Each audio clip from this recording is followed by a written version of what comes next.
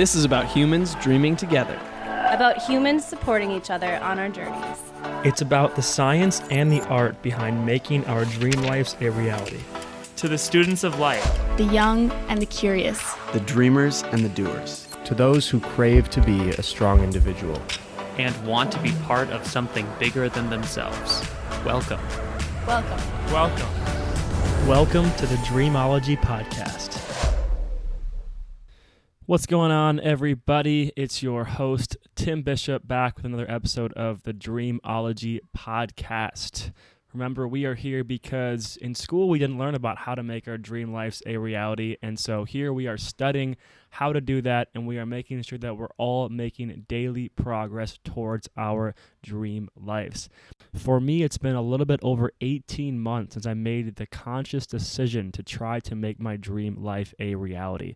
And in that process, I am trying to grow, to transform, to connect, to love, to contribute, and to really just see what the best life looks like for me. And I want to help others do the same. And these conversations are a way that I can do that. And so I'm really excited to introduce today's guest. Let's get to it.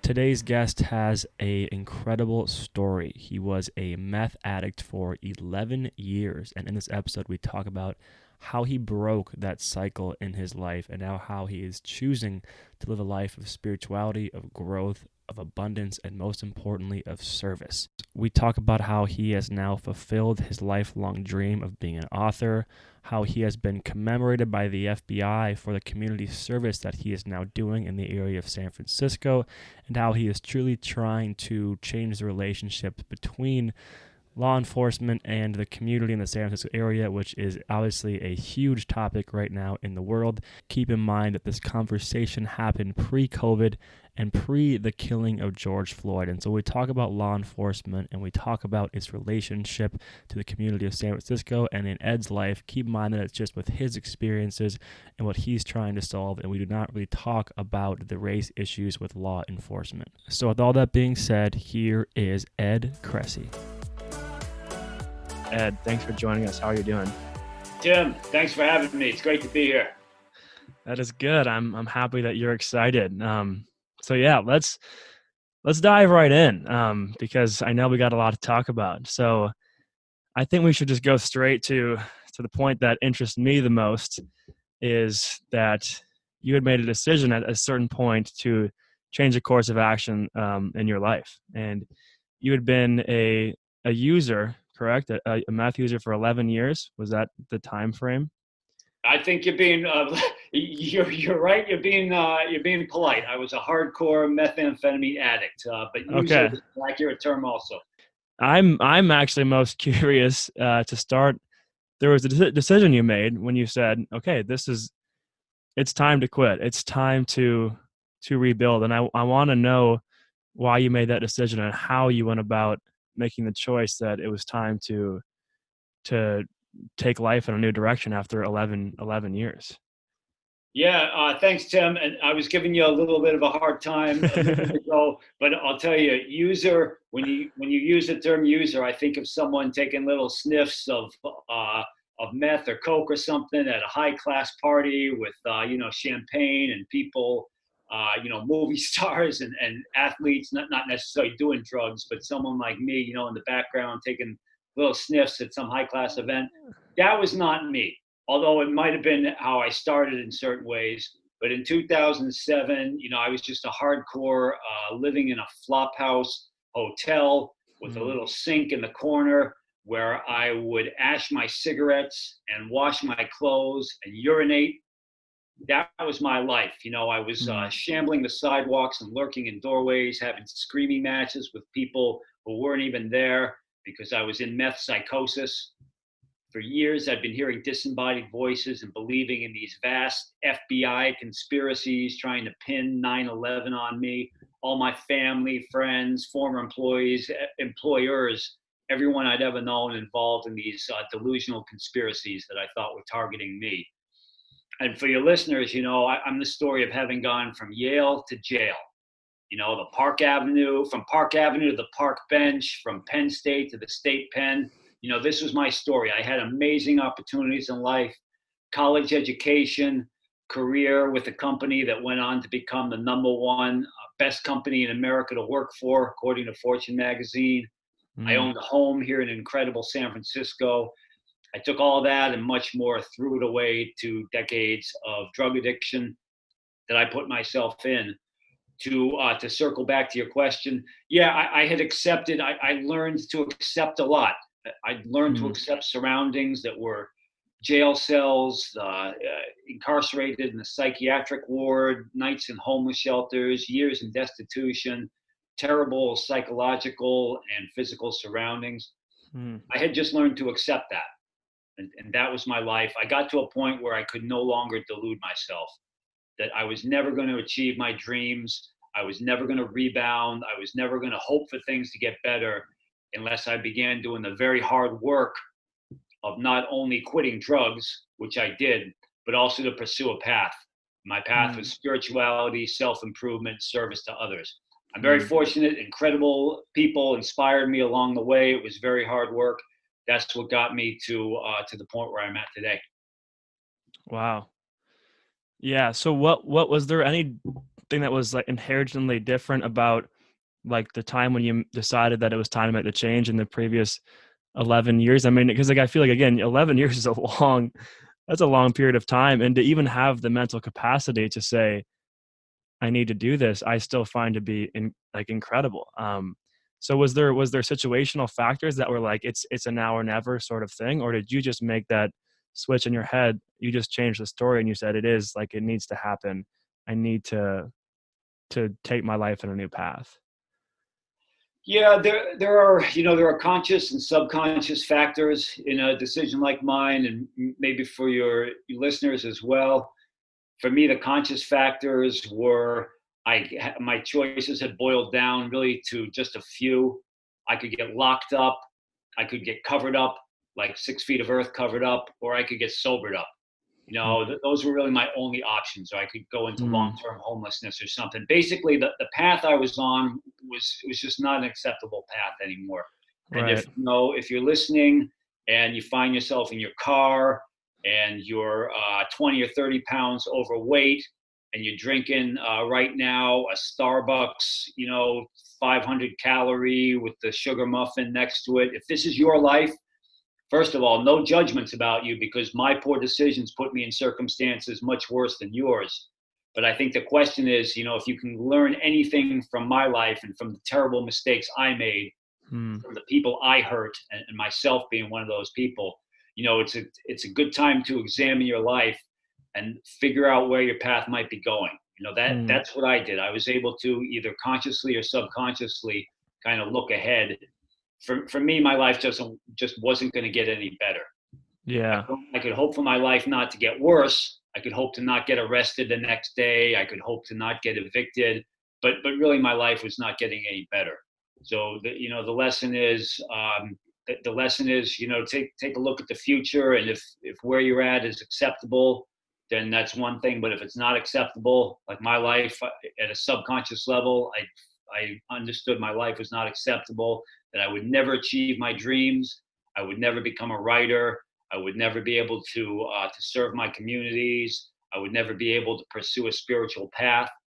These were not all conscious things, except for being a writer. Being a writer was a dream all my life. But, underneath subconsciously were always these passions, these pathways that at some level I understood were out there. Spirituality, self-improvement, service to others. It took putting aside my addictive behavior. And again, I was at the very extreme of addictive behavior. It took me, I understood at some level I had to put that aside. That's what motivated me to do the extremely hard work for a number of years to stay clean and to live a meaningful life. Yeah. Yeah. Well, that's incredible. And you brought up some really interesting points there that I want to touch on, because as I reflect, I'm always thinking about your story in relation to my story, in relation to someone else's story. And, the idea of, I think I briefly mentioned this to you before, the idea of kind of necessity versus the idea of how do you paint the necessary picture in your brain? Because in your scenario, the necessary picture was maybe a little bit more clear than the person who's on their way to their job they don't like, but it's okay. But they're a little bit overweight, but they don't like, the call to action might not be as severe. Like, to be blunt about it, it might not be as severe. But I've been doing this in my life because I think it's Brendan Bouchard. I don't know if you've heard of him, but he has his high performance habits, and one of them is necessity. And he said you can't fake this. You have to either, one, find a thing that's like an absolute necessary, like I won't eat if I don't do this, or you have to like reframe this scenario in your head to make it so you have to make that jump. And I think the scary part is, and that's the question I want to ask you next, is you had talked about how I read a few articles that you had written where you said it wasn't just the idea of quitting. It was that you knew that the problem wasn't the drug use. The problem was that there was parts of your life that weren't right, and you used the drug as a solution. And you knew when you took that solution out, you were going to have to find real different solutions. So I want to talk to you about how I know in this journey of you faced your fears, you quit, and then you dive into things to find solutions. Some of those being spirituality, meditation. Can you touch on some of those things that you decided to delve into because like you said, you had the job, you had the college education, you had those things, but you needed more. Can you touch on that journey of trying to find those new solutions that were going to make your life feel whole? Oh, yeah, absolutely. And the idea of necessity is a wonderful one. It's a great discussion. If you believe, like I do, that this life is one stage along a vast journey, then maybe you can think about what comes next along that journey. And that might necessitate you making the changes you need to make. You were put here, if you believe in a similar fashion as I, you were put here, you were given dreams, you were given aspirations, you were given your true and best self somewhere within you. Maybe you're living it right now. Maybe you're living at 100%, or 50%, or 10%, or whatever you're living it at. You have these inspirations, you have these dreams, you were put on this earth to be the wonderful person you are. And if you're thinking about necessity, maybe consider that the one thing that we really know about the future is that our time upon this earth will end. Right? It won't be for years and years, for many, at least for me, it won't be for years and years. It won't be for decades, probably, hopefully. But I know for a fact my time upon this earth will end. And what do I want to come next? Or at the very least, what do I want to look back upon? Do I want to look back upon? Do I want to look back? Do I want to look at a bank statement, or a mutual fund statement? Do I want to look back upon a number of hours I put into an office job? There's nothing wrong with those things, but for me personally, I want to look back upon a life, and I want to answer to a universe or a higher power, or whatever the right term might be. I want to say that I did something to give to my communities, to be of service to others, to use what talents and aspirations I may have been blessed with to do something for the world around me. That's what took me out of my addiction. That's what got me from a place of taking from society to a place where I can bring some measure of good to the world around me. That's what gives me meaning. That's what gives me the necessity for life. That's what guides me. As far as the other part of your question, Tim, there's no fairy tale that I've ever found. There's no magic formula. There's no, snap your finger. You mentioned Brendan Bouchard. I've listened to some of his stuff. It's awesome. There are so many incredible people out there. There's, I could just rattle off name after name after. Yeah. I listen to all of them, but it's a matter of, if you've heard of Jim Rohn, old school motivational speaker. Jim Rohn, he says there's two pains. There's the pain of discipline and the pain of regret. The pain of discipline, that's tough because it's right now, man. We got to be disciplined. We got to get up and do what we need to do right now. And that's painful. But the pain of regret, that's much worse. And it lasts for a lifetime. And we don't want that pain of regret decades from now, or years from now, or even months from now. We don't want to have that pain of regret. We want to instead take the pain of discipline and apply that to our lives and do the hard work that needs to be done. What the Brendan Bouchards and the Oprah Winfreys and the Nelson Mandelas and the incredible people out there teach us. At least that's how I was taught, and that's what's worked for me. That got me out of some terrible circumstances to lead a beautiful life. Yeah, no, I like that. I mean, that definitely that definitely paints the necessity picture a bit. And like you said, life, I mean, there's examples all the time, but life, yeah, you never know. You never know how long you're going to get. And painting that picture of, I mean, I love doing that too. The regret exercise where you always, in 20 years, like, what am I going to look back on and say, man, I really wish I did that, or I really wish I didn't do that.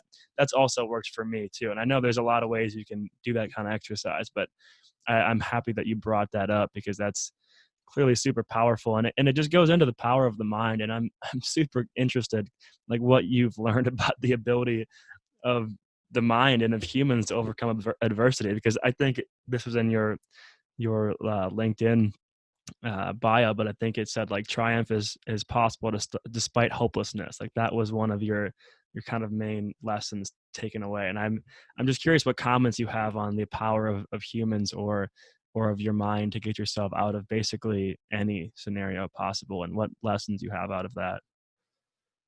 Yeah, well, first of all, there many people have overcome far more challenging things than I ever have.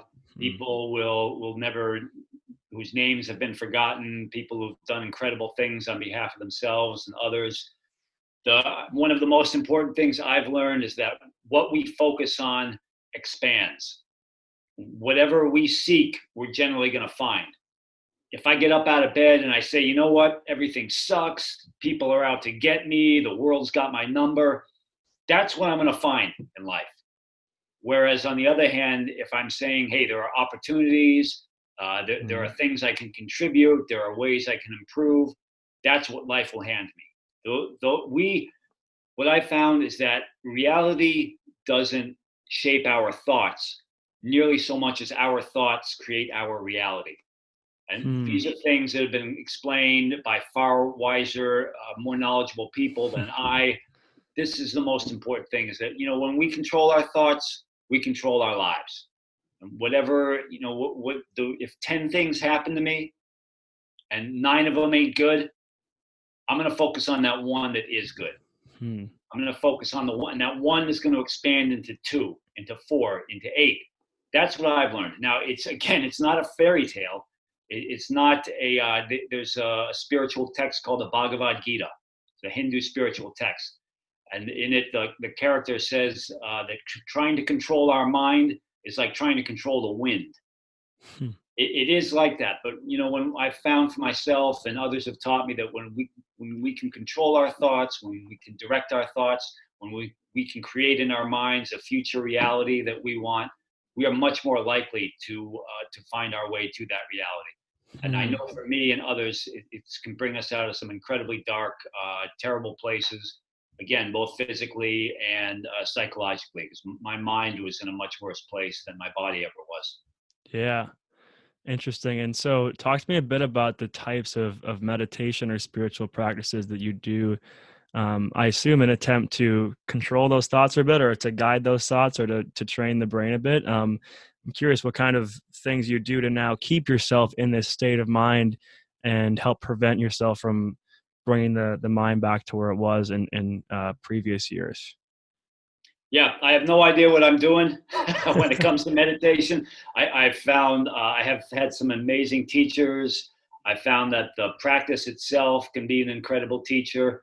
For 10 or 12 years now, I've meditated pretty much every day. There have been a number of meditation sessions where I've thought about what shirt I'm going to wear that day. Like I said, I have barely any idea what I'm doing. Recently, in the past year, I've found a guy named Joe Dispenza.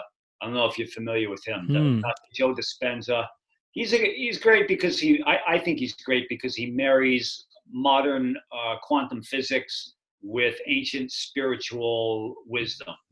So I apply his meditative techniques. Unless you're interested, I won't go into a long description of what he does. The point for me is really adopt a practice, a daily practice. If you meditate for 5 minutes or 3 minutes, whatever you do, anything we do every day, we're gonna get better at. Yeah. My first teacher, meditation teacher, an incredible guy. He spent like 7 years in a Zen monastery. He liked to explain it. He liked to say that, if we go to a gym and we do arm curls, with dumbbell arm curls, if we do that every day, our biceps are going to get bigger or more toned or more defined. If we do those arm curls with weights every day, our arms can't not get bigger, or our arms can't not get stronger, so long as we have nutrition and proper rest and whatnot. Meditation, it was explained to me, is very similar. If we can meditate every day, if we adopt a daily practice and we stay committed and dedicated to it, we can't not improve. I never found any quick path. I never found any, I never got to be a very adept at practicing Vipassana or any of the incredible practices that are out there. But I committed to it every day. And I know I keep circling back, but my mind was in some incredibly dark, hopeless seeming places, and a meditation, spiritual practice brought me out of that. Yeah. No, cool. Yeah. I mean, I have had a practice myself for about 2 years now, and it's something that I look into a lot. And it seems that you have just quite the learner's mindset now. And I like that because, again, I think there's an article that I read of yours. I was reading a few before we hopped on here, and it might not be a direct quote, so correct me if I'm wrong, but it was something like, the day that I know that I'm absolutely right is the day that I know that I'm wrong. And you were kind of referring to spirituality and meditation. And I liked how you said that, because it's basically saying the day you think you're right is the day you stop learning, the day you stop having an open mind, the day you stop exploring new things. So I'm getting that. It's coming across when you're talking now. It sounds like you've been practicing for 11 years and you've had multiple teachers, that you're always thinking about what new ways you can learn it and what new things you can get yourself into. So it's a good lesson for me to also adopt that open-mindedness about learning. I really, I appreciate you sharing that. Excellent. In the beginner's mind are many possibilities, and the expert's mind are few, right? Yeah. Alan Watts, maybe, so someone. Yeah. Yeah. You got a lot of quotes in your head. I like it. Well, I'll tell you that there's not a problem that I've encountered or a question that I've been asked that hasn't been thought about by someone far wiser than me. So I go back to quotes all the time, because I've always read or heard something put forth by someone with much more wisdom than me. So I look to that person for inspiration and guidance. Yeah. Interesting. It's humility at its finest there. I like that, though. It's very true. There's a lot of smart people out in the world. It's good to learn from them. I want to dive in one more second to because again, I was interested in this, in the idea that the comment you made about how, people always think that the drug is the problem, but again, in your mindset, that it was a solution to a problem. And I just compare that to, and from a variety of spectrums, to alcohol, to marijuana, to even coffee, or to the junk food you eat, or whatever your like thing is that you do to kind of be a solution to a problem that you're facing or fill a void. When you look at your life now, and you see a problem arise, like thinking about for listeners, right? Like when you see a problem arise, how would you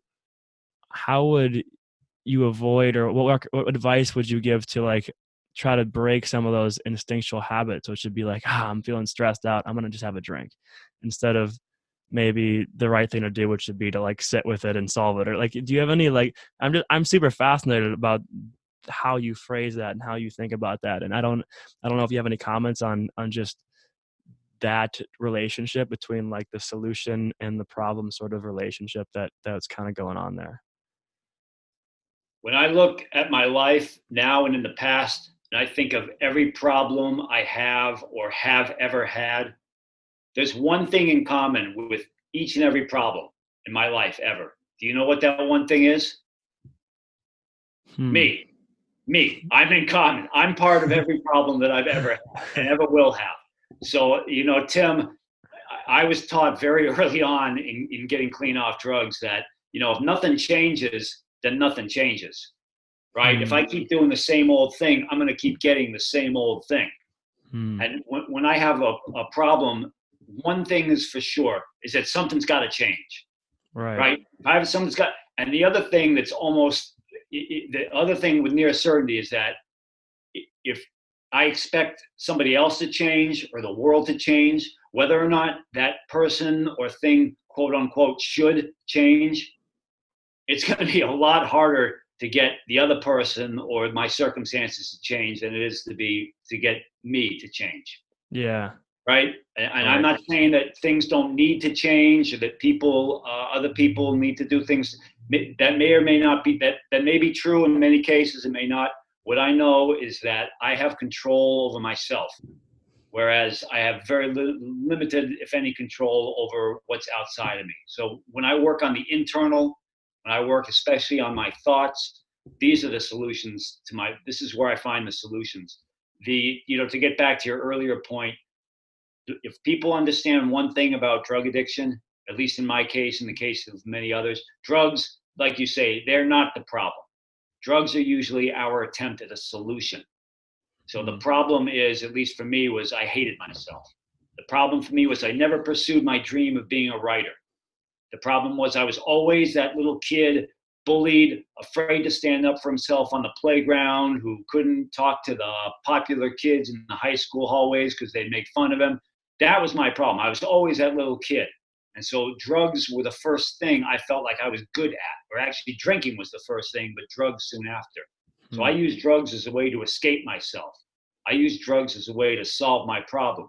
And now the insidious thing about that is that as a solution, drugs work, or your Starbucks latte work. And not to get down, I love Starbucks, by the way. I don't get down on Starbucks by any means. Right. But your sugar, your pornography, your self-destructive, whatever it may be, your unhealthy relationships. If you're pursuing these behaviors in an addictive fashion, probably they are a solution for you. Probably they allow you to do things that you might not otherwise be able to do, which is maybe escape or feel worthwhile at something. The point is, once we leave our addictive behaviors behind, things usually get worse, right? When I quit smoking meth, even though I was in these horrible circumstances I described, when I quit smoking meth, things got worse because now I got no more solution. Now I have to be me. I've got nothing left to tamp down the negativity and self-hatred that I felt. So when we take away our addictive behaviors, when we take away the sugar, the cigarettes, the gambling, the porn, the whatever, now we've taken away our solution. The good news is addiction usually has a purpose. Addiction usually pushes us along pathways we otherwise would have never undertaken. It's hard work. And again, there's no fairy tale or magic potion or magic bullet that I've ever found. But once we put those addictive behaviors aside and we can pursue new solutions, despite the hard work it entails, those new solutions often lead us to more beautiful, blessed lives full of love and gratitude than we could have ever imagined had we not been addicts. This is what I found. There's a great story. It's a quick story, and it's worth thinking about a person who's hiking through the woods and encounters a butterfly emerging from a cocoon, right? And the butterfly is struggling. It's fighting. It can't seem to get out of the cocoon. It's struggling. So the person takes a knife and starts to cut the cocoon, hoping to help the butterfly. The person is very well intentioned, but the person's actually hurting that butterfly because it's that struggle, it's that fight to get out of the cocoon that gives the butterfly's wings its strength to fly. The beautiful analogy being that, sometimes we attempt to help people who are struggling. Our intentions may be good, and the person we're trying to help may feel we have good intentions, or it might seem right on the surface, but oftentimes it's that struggle that gives our quote unquote wings the strength we need to fly and carry us to beautiful, wonderful states of being that we might otherwise never have arrived at. Yeah, that's a beautiful analogy. And I think your story is definitely a perfect example of that thing you talk about exactly, which is that the struggles, and that's something that I've been thinking about a lot too, is just all of our struggles, all of our failures, all of the moments of hardship. Those are the things that end up being your main thing you use to bring your life more joy or to go off and serve others. And so I want to talk about that now, looking forward to after that, which you you really felt inspired to start giving back to your community. Enough so to where you got, was it, I correct me if I'm wrong here again on the phrasing, but it was a community service award from the FBI. Was that true, or who was it from? No, it's incredible. Thank you. It was, Yeah. I went to, in the year 2000, I went to Bangkok, which you're familiar, you lived in Bangkok, right? I did, yeah. 6 months. I wish I had done what you did. I was training in kickboxing. I used to do I used to compete. The Muay Thai? Yeah, Muay Thai, exactly. Nice, Yeah. cool. I was never very good, but I got the chance to train in Bangkok. For me, it was more like a fantasy camp. I trained with the professionals there. While I was there, I inadvertently befriended a guy who turned out to be one of the 9/11 hijackers, or so I thought. Okay, so I got, as I sank deeper and deeper into my meth addiction, I developed this conspiracy theory around a friend of mine. He was an actual person, a friend in Bangkok, who I believed had actually been a hijacker, and therefore the FBI had architected this global conspiracy with, like I was saying before, everyone is in on it, and it was just this very detailed, consuming, gripping theory that I had, and I backed it up with all these facts that I thought were. Anyway, the point is, Tim, the reason that this is so important, at least in my life, is that my fear of the FBI, my mistrust of the FBI was so deep that it took an incredible amount of inspiration, acts of will, and hard work on my part to face my fear, to actually end up volunteering for the FBI after all, and I was really deep in this conspiracy. It wasn't just when I was smoking. When I quit meth in 2007, my conspiracy fears got a lot better. Yet I discovered, just because you're done with drugs doesn't mean drugs are done with you, right? So the point is, I was really immersed in these FBI fears of the FBI. It turned out, once I started volunteering for them, I'm so grateful to this day to the FBI. They gave me the opportunity they helped me along my path of turning my life around. The FBI gave me a second chance. The FBI gave me opportunities to contribute. They allowed me to become part of their Selective Citizens Academy, which is a program in which citizens like me can assist the Bureau build bridges of trust between they and the communities they serve. In my case, to this day, I help the FBI better serve communities affected by incarceration and addiction.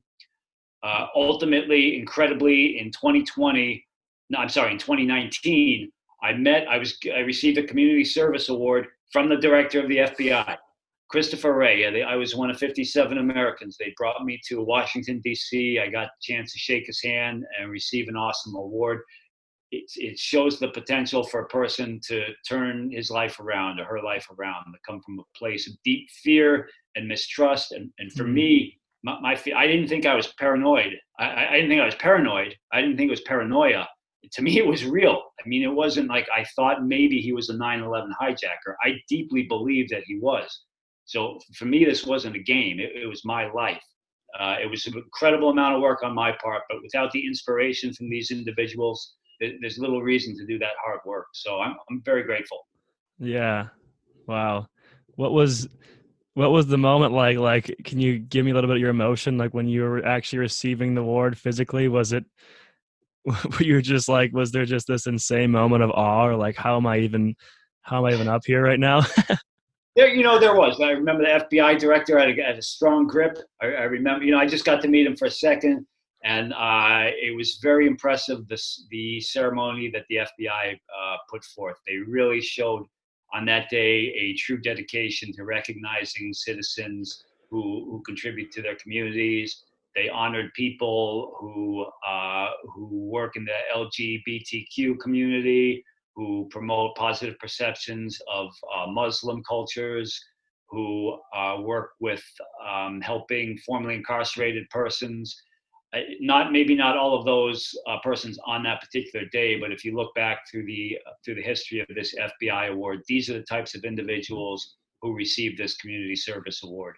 It's incredible. And yeah, for me, Tim, all that's true. Yes, it was a surreal moment of gratitude for all the incredible help I received.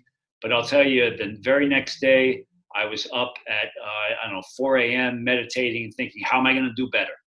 How am I not necessarily do better, but how am I going to keep this going? How am I going to better serve my communities? How am I going to bring more value to people around me? It was an incredible day at FBI headquarters. But the next day, I started thinking, okay, let's keep it going.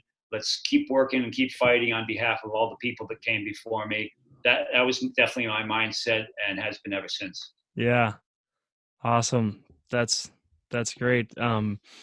Yeah, I love how you appreciated the award and the honor, but you also said the story is not over. It's time to keep going. And so since then, what kind of service work and other work and projects have you been involved in and been pursuing? Like, I'm curious now how you view, your purpose and the things that you're doing and how those two things align.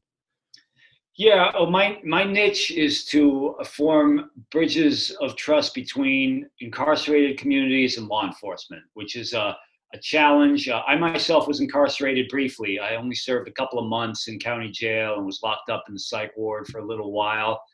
Yet I do things like, just this past weekend, I was in Pelican Bay State Prison, which is here in California. It's a maximum security prison. This is a place where they incarcerate men whom society usually considers among the very worst of the very worst. This is the label that society has placed upon these men. They are all convicted of violent crime, murder in many cases. Almost all of them are gang members. They're in the Crips or the Bloods or the Nazi lowriders or the Aryan Brotherhood.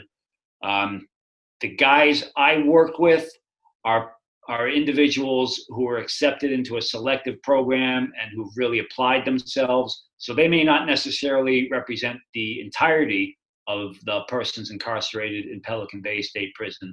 But Tim, what I can tell you and your listeners is, having spent 3 solid days sitting down, working closely one-on-one with these men whom society considers among the very worst of the very worst, in almost all cases, had these men I worked with been given the same opportunities as me, they would have turned out fine. They really would have. You can get a sense of a person sitting across from him or her. Tim, I was brought up, society gave me unfair advantages, let's face it, because of the color of my skin, because of my socioeconomic background. These things sound obvious to say, but until you've spent a few days, like I was able to spend, working with persons who, again, have that label of the worst of the worst and really feel the vibe from them and sense where their hearts and their minds and their souls are at, it brings to a profound level a depth of understanding about how society, I feel, needs to level our playing fields and provide others the same opportunities that I have. Second chances, they benefit the receiver, like me. I was given a lot of second chances, but second chances also benefit the giver, which is society in this case. So that's one thing. I've been doing more work inside prisons. I lead every Thursday. I go into a women's unit of San Francisco County Jail and lead a Toastmasters meeting, which, for those who don't know, Toastmasters is a public speaking organization. The other thing I do is work with law enforcement. I give, a couple of weeks ago, I delivered a couple of short motivational talks to officers at a local police station to inspire them that their work does help turn lives around. Police officers helped me turn my life around. It's a chance I may be able to speak at the San Francisco Police Academy. We're still very preliminary in talking about how I can bring them value. So really, it's a matter of exploring where can I bring the best benefits from my story to inspire others and ultimately help people who don't have those advantages that I was given. People who weren't born with the gifts and the blessings I was born with. How can we best serve them? And in doing so, how can we best serve the society that all of us share? Yeah.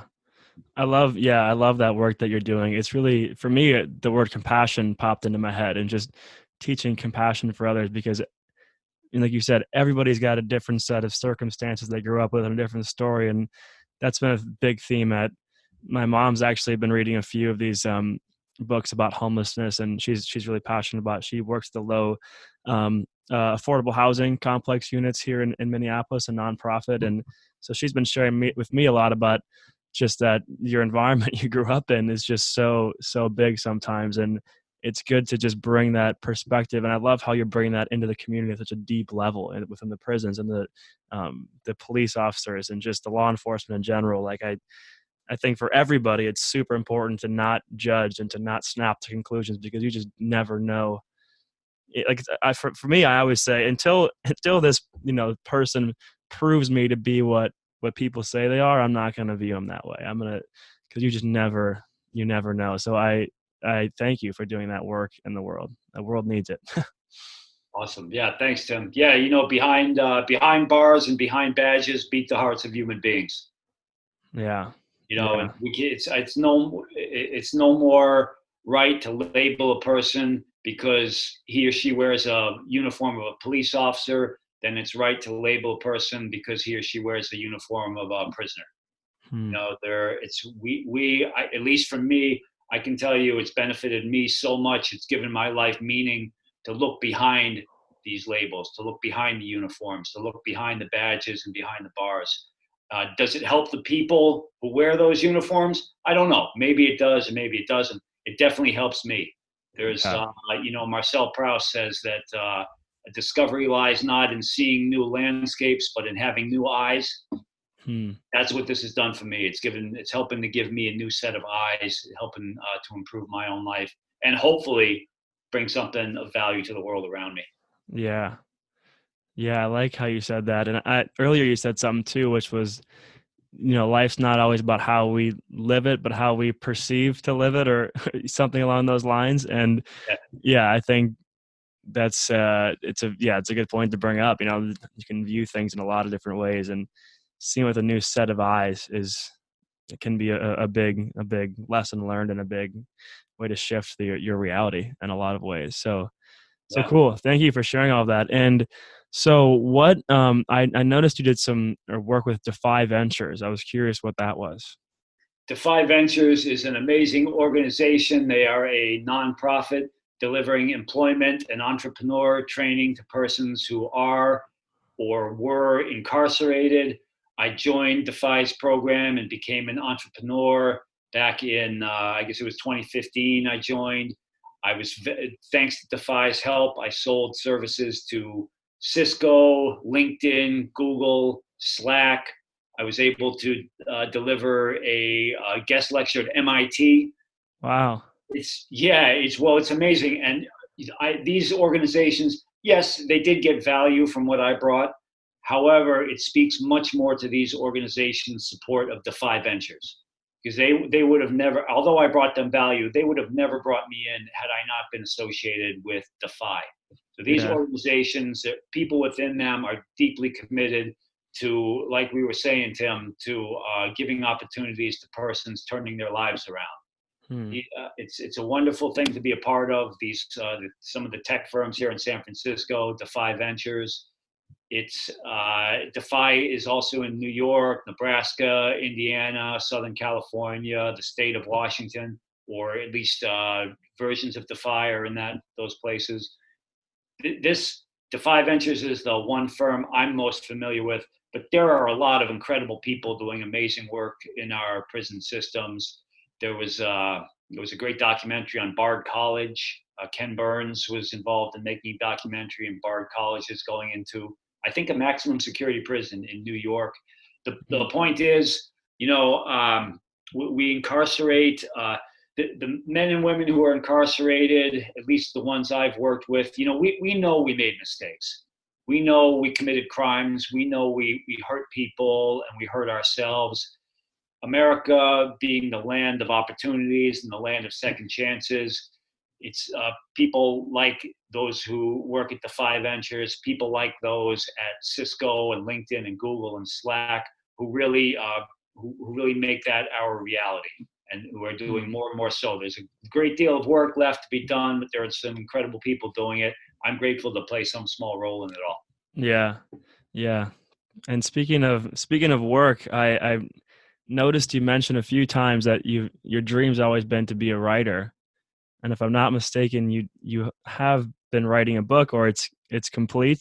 Do you want to touch on that for a second? Yeah, I'd love to. Thanks, Tim. Yeah. It's called My Addiction and Then Recovery. we got to talk about it.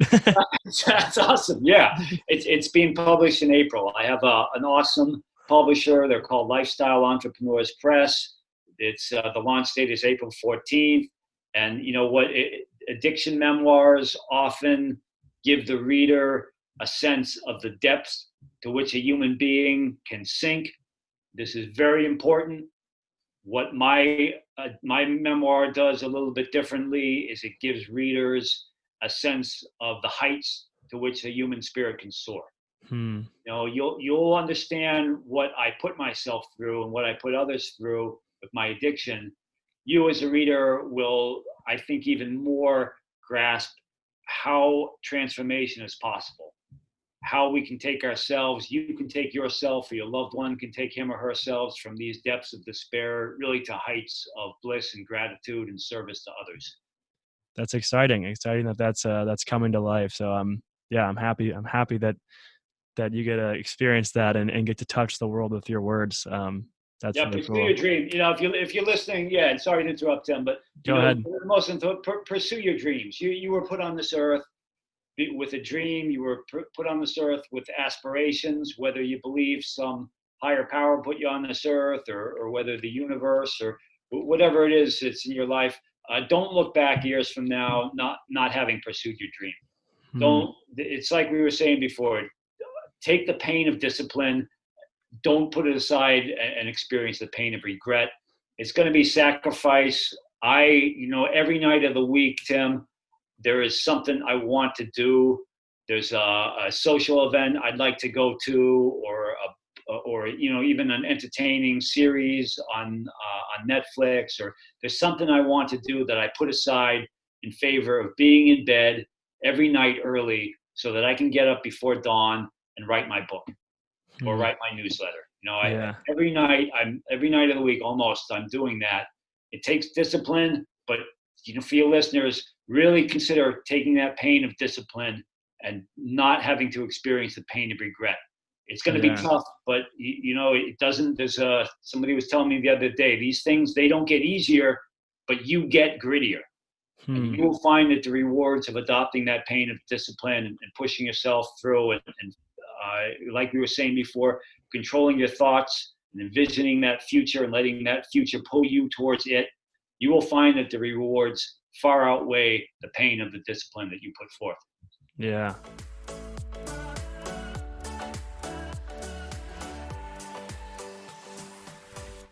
Well, I hope you enjoyed that interview as much as I enjoyed being a part of it. And the call to action here is pretty clear. Ed said it at the end there, and it's follow your dreams. It's really just truly chase them. I mean, if you can look at anyone's life and say, if he did it, if he came out of that and he was still able to pursue the things that he wanted to pursue, why can't I? This is a perfect story. And I love how Ed also says that there's a lot of people out there who are very wise, who have gone through the problems that I'm going through. And so if you're going through a problem and you don't know what to do, find somebody out there who has a lot of wisdom and who has been through the problem that you've been through, and study them, see what they did, and you can apply their lessons to your life. So with all this being said, all this new information, all this new knowledge, this great story that Ed shared with us, go out there in the world and make those dreams a reality. I'll see you next time. Peace.